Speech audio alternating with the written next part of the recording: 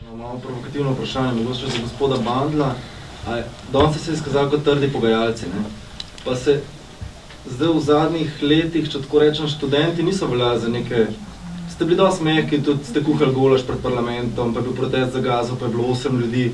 Pa me zanima, ama ta zagon, ki ste ga zdaj dobili na nek nov elan, ama kakršnokoli povezavo s kongresom SD in z vzponom mlade struje v socialnih demokratih?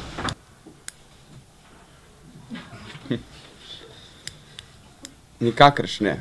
Mislim, sploh ne razumem, kakšno bi lahko imelo. Vi osebno oziroma poslovno niste povezani z nobenim od teh, ki se jih omenja kot neki socialdemokratski japiji, niti v šovu v Ljubljani? Ne, študentsko organiziranje je avtonomno organiziranje in je nepolitično in ni povezano z nikakršnimi političnimi. Zmeraj so bili na demonstracijah, zmeraj so strankarsko pripadni, sploh, ker večino funkcionarjev študentskih izhaja iz iste fakultete.